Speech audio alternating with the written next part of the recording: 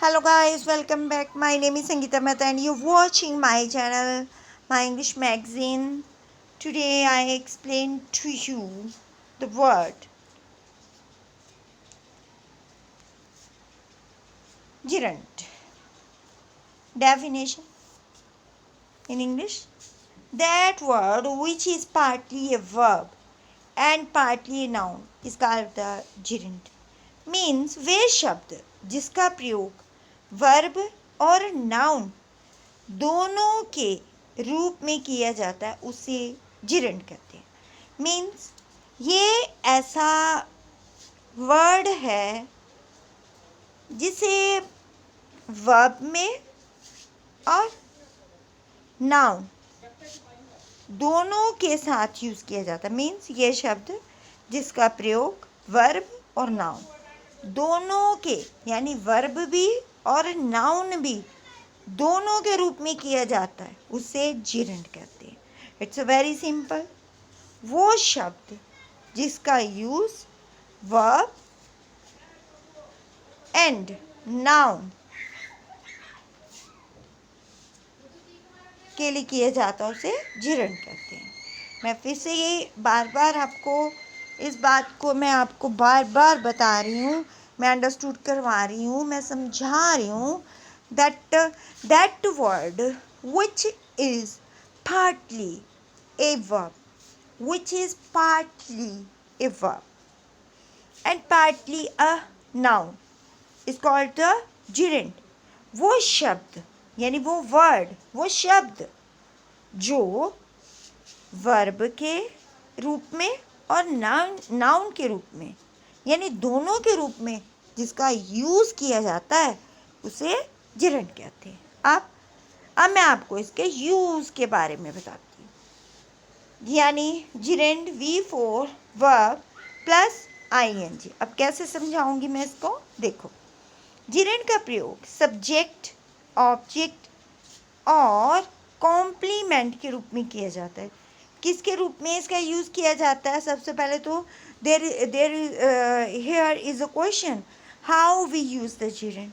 तो gerund is use subject, object, complement के रूप में भी किया जाता है। जैसे singing is an art, singing is equal to subject, madam enjoyed drinking यानी ड्रिंकिंग ऑब्जेक्ट। अब इसी बात को यहाँ पर मैंने समझाया आपको इसी एग्जाम्पल के थ्रू। जिरंड का यूज़ सब्जेक्ट, ऑब्जेक्ट यानी नाउन आ गया ना, सब्जेक्ट, ऑब्जेक्ट और कॉम्प्लीमेंट के रूप में किया जाता है। अब यहाँ पर सिंगिंग क्या है? सब्जेक्ट है, ठीक है। सिंगिंग इज एन आर्ट, तो यहाँ पे इसका यूज़ कैसे हुआ? सिंगिंग इज एन आर्ट, सिंग के साथ प्लस ing है ना, तो ये जिरंड है। लेकिन यूज़ कैसे किया? सिंगिंग इज एन आर्ट, तो सब्जेक्ट के रूप में। Madam enjoyed drinking, madam enjoyed drinking, drinking object, तो ड्रिंकिंग क्या है यहाँ पर? Object. Gerund V4 verb plus ing होता है। Clear? Walking is a good exercise, यहाँ पर walking is a good exercise. Speaking is an art, walking is a good exercise, speaking is an art. इन दोनों सेंटेंसेस में walking और speaking gerund के उदाहरण हैं, एग्जाम्पल हैं किसके? जिरंड के। अब मैं आपको बता, madam enjoy drinking, drinking what is? Object. My hobby is listening to the radio, listening complement है ना, लिसनिंग कॉम्प्लीमेंट, तो लिसनिंग कॉम्प्लीमेंट भी है और यूज़ किसका हुआ? जिरंड का, लेकिन किस रूप में? कॉम्प्लीमेंट के जैसे। My hobby is listening to the radio. Gerund का यूज़ किसी प्रेपोजिशन के ऑब्जेक्ट के रूप में भी किया जाता है। अब it's very simple, gerund is used as a preposition in the form of a object. How? I give the example. Rohan is fond of playing cricket. Rohan is fond of playing cricket. Now here preposition के रूप में किया गया, object के रूप में भी किया जाता है। यानी जिरेंड का प्रयोग, इसका यूज़ किसी प्रेपोजिशन के ऑब्जेक्ट के रूप में भी किया जाता है। जब किसी प्रेपोजिशन के बाद मेन वर्ब का प्रयोग करना हो तो वह मेन वर्ब V4 के रूप में होता है। अब आप पूछेंगे now you raise a question, ma'am we don't know V4, what is V4, V4 क्या होता है? तो इसको मैं एक्सप्लेन कर रही हूँ। जब किसी प्रेपोजिशन के बाद, अब प्रेपोजिशन मालूम है ना, इसके बाद जब मेन वर्ब का यूज़ करते हैं, यानी मेन वर्ब का प्रयोग करना हो, तो वो मेन वर्ब जो है वो V4 के रूप में होता है। जैसे madam prohibited me from drinking. अब यहाँ पर madam prohibited me from drinking, gerund के पहले पोजेसिव केस का प्रयोग किया जाता है। पोजेसिव केस जैसे I appreciate Ram's singing, I appreciate Ram's singing, possessive case का प्रयोग किया जाता है, यानी जिरेंड के पहले। अब इतना तो मैंने आपको बता दिया है ना, जिरेंड आप कैसे फाइंड आउट करेंगे? जब आप देखेंगे आईएनजी लगा है वर्ब के साथ तो जिरेंड है। और उससे पहले मैंने क्या बताया अभी, जिरेंड के पहले पोजेसिव केस का प्रयोग किया जाता है। तो जिरेंड के पहले यानी सिंगिंग के पहले कौन सा केस चला? पोजेसिव केस का प्रयोग किया जाता है।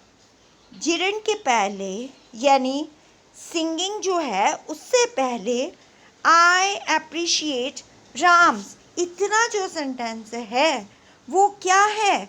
वो है पोजेसिव केस। ओके, अब मैं आपको बता रही हूँ singing, this word is the gerund and before this word that is possessive case. Clear? यानी जिरेंड के पहले पोजेसिव केस का प्रयोग किया जाए। अब ये बताओ मुझे कि पोजेसिव केस क्या होता है? I appreciate Ram's singing, possessive है ना, पोजेशन, पोजेसिव, समझे? आगे बढ़ते हैं हम। फॉरबाइट, परमिट, अलाउ, एडवाइस के बाद जिरेंड का प्रयोग किया जाता है। ही अलाउड गोइंग देयर। अब गोइंग क्या है? जिरेंड। तो in this way, the gerund is one of the three types of non-finite verbs. Simple. आपने यहाँ पे puzzle नहीं होना. Don't be puzzled. The gerund is one of the three types of non-finite verbs. Non-finite verb के जो 3 types हैं उनमें से gerund भी एक है. The gerund is one of the 3 types of non-finite verb. A gerund is also a verbal. इसको verbal भी कहते हैं. Verbal mean words that are formed from verbs but don't act as verbs are called verbal. यानी verbal उस word को कहते हैं जो बनाया जाता है फ्रॉम वर्ब, वर्ब से बनाया जाएगा, लेकिन डोंट एक्ट, वो एक्ट नहीं करेगा, वो ऐसा कार्य नहीं करेगा जैसा एज वर्ब्स आर कॉल्ड, जैसे कि वर्ब्स जो है बता करती है, वर्ब्स आर कॉल्ड वर्बल, लेकिन हम उसको उस वर्ड को वर्बल कहेंगे। समटाइम अगर आपको पूछा जाए कि वर्बल वर्बल क्या है, वर्बल गिव द मीनिंग, तो words that are formed from verbs, words that are formed from verbs but don't act as verbs are called verbal. The gerund in Hindi non-finite verb के 3 types में से एक है, तो एक gerund है उनमें, एंड gerund भी एक वर्बल है, ठीक है। यानी ये ऐसा वर्ड है जो वर्ब से बना है परंतु वर्ब की तरह कार्य नहीं करता, ये वर्बल कहलाता है, ठीक। जिरेंड एक प्रकार की नाउन है, संज्ञा है, जो वर्ब की तरह कार्य नहीं करता। Simple, gerund is a kind of noun that does not act as a verb. ये एक वर्बल नाउन है जो हम वर्ब के अंत में यानी लास्ट में वर्ब में ing जोड़कर बनाते हैं। किसी भी वर्ब को gerund बनाया जा सकता है। अगर आपको क्वेश्चन आता है क्या किसी वर्ब को gerund बनाया जा सकता है, तो हम कह सकते हैं यस। कैसे? वर्ब प्लस ing, तो gerund कैसे बना? लुक प्लस ing, लुकिंग, तो लुकिंग एक gerund है। मीन्स आप किसी भी वर्ब के साथ जब ing का यूज़ करेंगे तो वह gerund बन जाएगा, और gerund क्या? वर्बल है, जो बना तो वर्ब से है लेकिन वर्ब के जैसे एक्ट नहीं करता। A gerund is a verbal noun we make by adding ing at the end of a verb. Any verb can be made into a gerund. Verb plus ing. Gerund example, look. Plus ing, looking. And looking is a gerund. Gerund noun है और sentence में object का पूरक है, preposition का object के तौर पर कार्य कर सकता है। यानी in other words gerund sentence में सारे कार्य कर सकता है जो एक नाउन कर सकता है।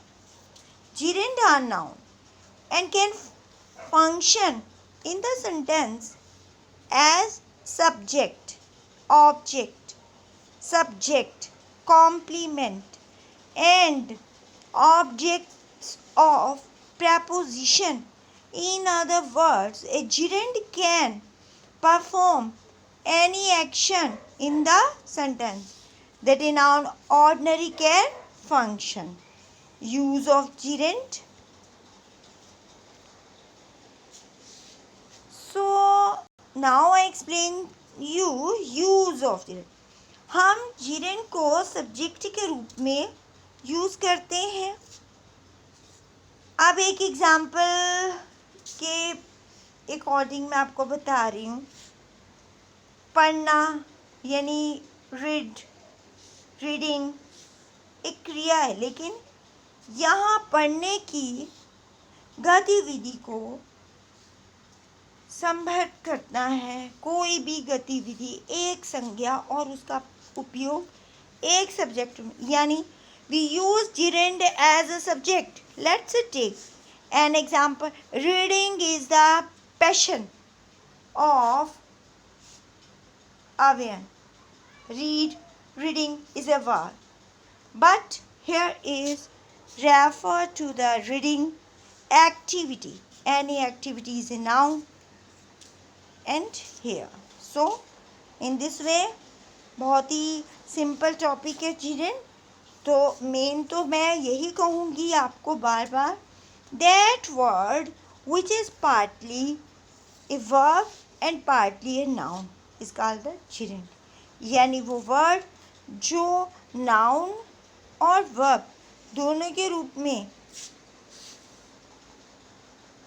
यूज़ किया जाता है, दोनों के रूप में होता है, तो उसे gerund कहते हैं।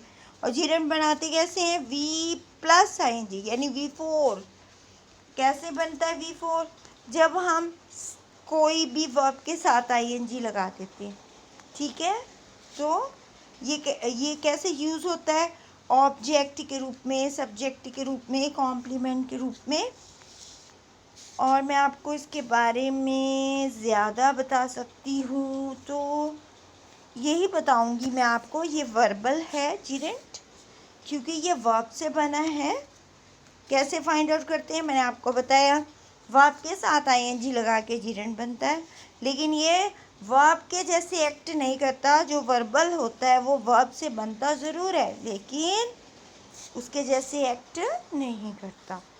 It's clear now, I think there is no any problem.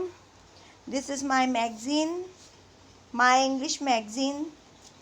My name is Sangeeta Mehta and you're watching my channel, my English magazine. Thank you. This is the name of my channel and this is also the name of my magazine.